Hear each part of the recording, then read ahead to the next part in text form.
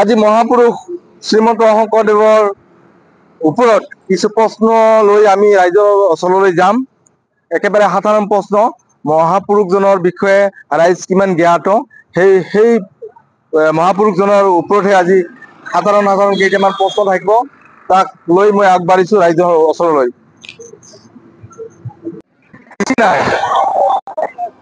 আৰে দুইটা তিনটা প্ৰশ্ন বুঝছা, বেশি প্ৰশ্ন বাইদেউ বাইদেউ হলা মই বাইদেউ ওচৰলৈ দেখিছো বুঝছা। হেল্ল', সাধাৰণ প্ৰশ্ন, সৰু প্ৰশ্ন, আমাৰ পুৰস্কাৰ আছে কিবা এটা। পুৰস্কাৰ দিয়ে দিম আমি যদি আপনাৰ নালাগে না। আচ্ছা ঠিক আছে, নহয় একেবাৰে সহজ প্ৰশ্ন, সৰু সৰু একো নহয়, সৰু প্ৰশ্ন হে, বিৰাট ডাঙৰ প্ৰশ্ন নকৰো। আচ্ছা ঠিক আছে।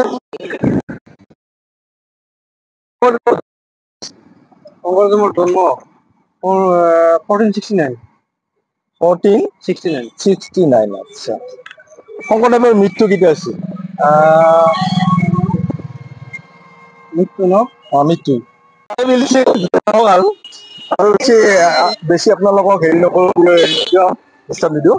এতিয়া সাঁথৰ এটা লৈ আহিছো, সৰু সৰু সাঁথৰ, হা। কি বস্তু যেতিয়া দৰকাৰ হয় তেতিয়া পেলাই দিয়া খায়? কি বস্তু যেতিয়া দৰকাৰ হয় তেতিয়া পেলাই দিয়া খায়, আৰু যেতিয়া দৰকাৰ নহয় তেতিয়া তুলি লোৱা হয় বা উঠাই লোৱা হয়? ক'ব পাৰিব নেকি? এতিয়া নিগেটিভ নহয়, পজিটিভ বুলি ভাবক। বুজি পাইছো। ঠিক আছে, আমি উত্তৰবিলাক আমাৰ চেনেল লোকেল প্ৰগ্ৰাম ৰঞ্জনত দি দিম।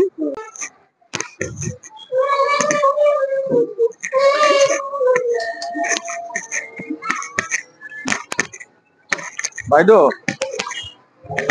মানে শংকৰদেৱৰ ওপৰত দুটা তিনিটা উত্তৰ দিব পালে আমাৰ পুৰস্কাৰ আছে।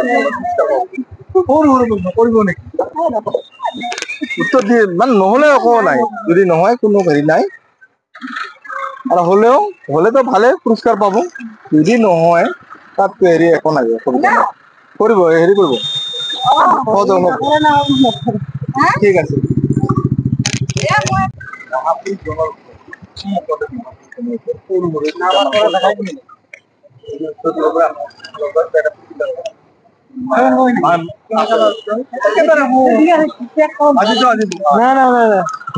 দুইজন মিলিয়া নাপালে ক'ব লগা, নাপালে এতিয়া ক'ব লগা নাই, একেবাৰে সহজ প্ৰশ্ন। মই এতিয়া আগবাঢ়িছো প্ৰশ্ন এতিয়ালৈ। ভাইটি দুজন আছে, ঠিক তামৰঙা কনৰাৰ ব্ৰিজৰ মানে যিখন দলং, সেই দলঙৰ মাজমজিয়াত ভাইটি দুজনক পাইছো। পাই এখন আজি আমাৰ গুৰুজনৰ তিথি উপলক্ষে গুৰুজনৰ ওপৰত কিছু সৰু দুটামান প্ৰশ্ন থাকিব, সেই প্ৰশ্নৰ উত্তৰ যদি দিব পাৰে ভাইটিসকলে আমাৰ ফালৰ পৰা পুৰস্কাৰ লাভ কৰিব।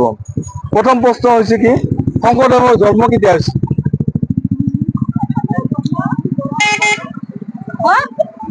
কওক। শংকৰদেৱৰ মৃত্যু মনত নাই? আচ্ছা ঠিক আছে। শংকৰদেৱে কাৰ ওচৰত শিক্ষা গ্ৰহণ কৰিছিল? মাধৱদেৱৰ ওচৰত। আচ্ছা যিয়ে নহওক, উত্তৰটো শুদ্ধ উত্তৰ হোৱা নাই, তথাপিও কিবা এটা কৈছে তো। এইবাৰ মই আহিছো এতিয়া সাঁথৰৰ মাজলৈ। এতিয়া আহিছো সাঁথৰৰ মাজলৈ। সাঁথৰটো হৈছে কি বস্তু যেতিয়া দৰকাৰ হয় তেতিয়া পেলাই দিয়া খায়, আৰু যেতিয়া দৰকাৰ নহয় উঠাই লোৱা হয় বা তুলি লোৱা হয়? কব কি বস্তু বা কি এনেকুৱা বস্তু আছে যিটো বস্তু যেতিয়া দৰকাৰ হয় মানুহৰ তেতিয়া পেলাই দিয়া হয়, আৰু যেতিয়া দৰকাৰ নহয় উঠাই লোৱা বা তুলি লোৱা হয়? কব পাৰিব? আচ্ছা ঠিক আছে, মই ভণ্টিৰ ওচৰলৈ আগবাঢ়িছো হা। যাবগে নেকি? চিধা হওক অলপমান। আমাৰ ভাইটি চিধা হব। আচ্ছা ভণ্টি এবাৰ কব, এই শংকৰদেৱৰ জন্ম কেতিয়া হৈছিল? পাহৰিছা? মৃত্যু? চব পাহৰিছা? আচ্ছা ঠিক আছে। যিটো সাঁথৰ কলো, কি বস্তু দৰকাৰ হলে উঠাই লোৱা হয় আৰু যেতিয়া দৰকাৰ নহয় তেতিয়া যেতিয়া দৰকাৰ হয় তেতিয়া পেলাই দিয়া হয় বস্তুটো, আৰু যেতিয়া দৰকাৰ নহয় উঠাই লোৱা হয়। ভাবক, অলপ ভাবক, যেতিয়া দৰকাৰ হয় পেলাই দিয়া হয়, আৰু যেতিয়া দৰকাৰ নহয় উঠাই লোৱা হয়। নাই নব, ঠিক আছে, আমি আগবাঢ়িছো অন্য এঠাইলৈ। ধন্যবাদ। এই বাইদেউহঁতৰ ঘৰলৈ গৈছো, একো নাই, সৰু সৰু প্ৰশ্ন, সৰু আজি আপোনালোকৰ ওচৰৰে একেবাৰে শংকৰ গুৰুজনাৰ তিথি চলি আছে বিষ্ণুপুৰত। এইখিনি কি কয়, বিষ্ণুপুৰ বুলি কয় নে কি কয়? এইটো তামৰঙা, ইটো না ইটো? তামৰঙা, এইটো তামৰঙা।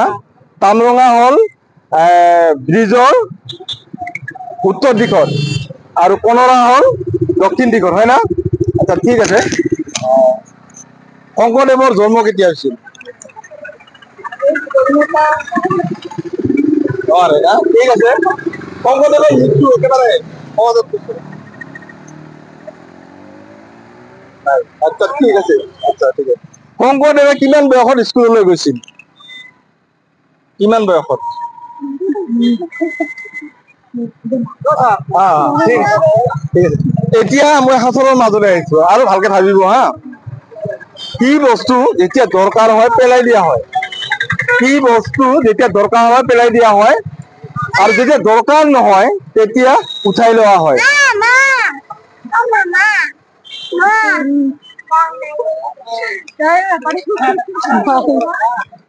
নোৱাৰিব না? ঠিক আছে, আমি অন্য ঠাইলৈ আগবাঢ়িছো।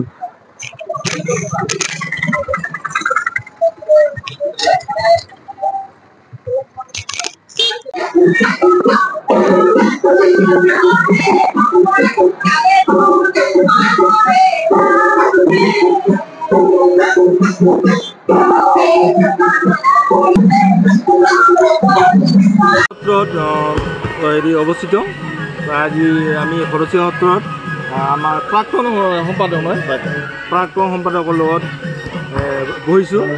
তেখেতক ইমান আমাৰ শংকৰদেৱ মহাপুৰুষ শ্ৰীমন্ত শংকৰদেৱৰ ওপৰত প্ৰায় প্ৰশ্ন, একেবাৰে সৰু প্ৰশ্ন তেখেতলৈ আগবঢ়াম। মহাপুৰুষজনৰ জন্ম কেতিয়া হৈছিল?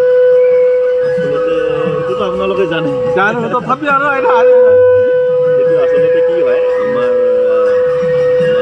দুটা চনে ক'ব পাৰি। এটা অসমীয়া মানে যিটো আমাৰ শংকৰাব্দ বুলি কয়, এটা হৈছে আমাৰ খ্ৰীষ্টাব্দ। আচলতে তেখেতে আমি মোটামুটি 100 কিন্তু অৰিজিনেলি আমাৰ 19 বছৰহে বাচিছিল। 119 বছৰ। মইতো প্ৰশ্ন দিলোঁ হেঁতেন আপোনাক, 19 বছৰ নহয়, 119 বছৰ জীৱিত আছিলে।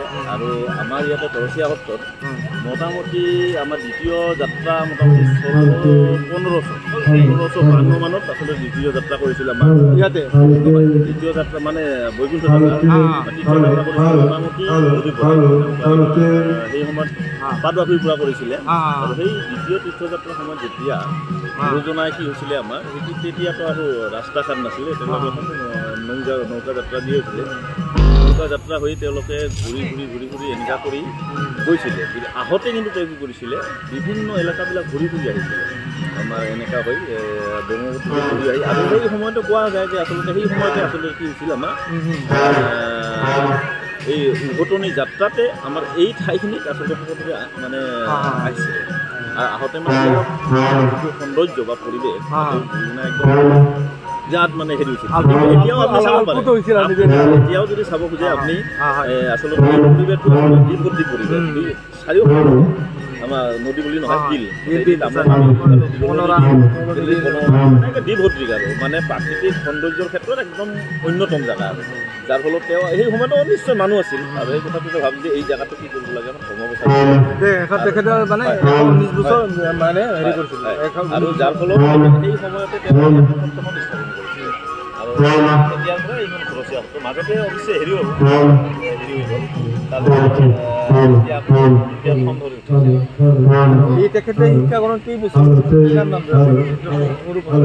আমি যদি ক'ব খোজো তেওঁ আমাৰ যেতিয়া মানে গৰিমাক খেৰ লৈছিল বোলে, এটা কথা কয় যে ঘণ্টা খেৰি কিবা গুৰু জাকতেহে শিষ্য তাৰপিছত 14 বছৰ বয়সলৈকে বোলে তেখেতে হেৰি যোৱা নাছিলে স্কুলতে যোৱা নাছিলে তাতে বুঢ়ীমাক খেৰে মাধৱ কন্দলীৰ তলত ধৰি বান্ধি লৈ গৈছিল এটাই এতিয়া 14 বছৰ আছিল না 12 বছৰ আছিল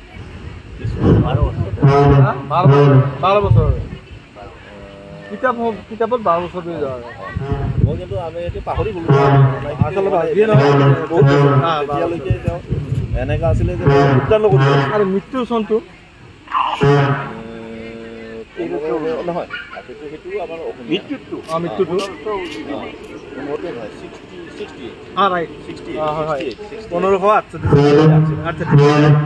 আমি আপোনালোকৰ পৰা কথা জানি লওঁ ভাল লাগিল আজি ঘৰচীয়া হাততো হৈছে আপোনাৰ কি বস্তু যেতিয়া দৰকাৰ হয় তেতিয়া পেলাই দিয়া হয় আৰু যেতিয়া দৰকাৰ নহয় তেতিয়া উঠাই লোৱা হয় কি বস্তু এনেকুৱা কি বস্তু দৰকাৰ হ'লে পেলাই দিয়া হয় পেলাই দিয়া হয় যেতিয়া দৰকাৰ নহয় উঠাই লোৱা হয় বা তুলি লোৱা হয় মানে প্ৰয়োজনত পেলাই দিয়া হয় যেতিয়া প্ৰয়োজন হয় পেলাই দিলোঁ আৰু যেতিয়া মানে দৰকাৰ নহয় তেতিয়া মানে তুলি লোৱা হয় বা উঠাই লোৱা হয় মোৰ মতে আমাৰ হেৰিও হ'ব নেকি আমাৰ ধান হ'ব নেকি মানে কেনেকা যেতিয়া প্ৰয়োজন আমাৰ নাথাকে ধান কঠীয়া পেলাই দিলোঁ যেতিয়া আৰু বিশেষকৈ চাউলৰ প্ৰয়োজন নাই কিন্তু অথচ আমি চাউল নোহোৱাকৈ কিন্তু ধানটো কাটি আনো তেনেকৈ উত্তৰ দিছে ভাল কথা কিন্তু উত্তৰটো মানে কি ডাইৰেক্ট হোৱা নাই যদিও আমি চেনেলত পাম বা অফলাইনত আপোনালোকক জনাই যাম বয়োজ্যেষ্ঠ হিচাপে জনাই যাম দিয়ে ঠিক আছে ধন্যবাদ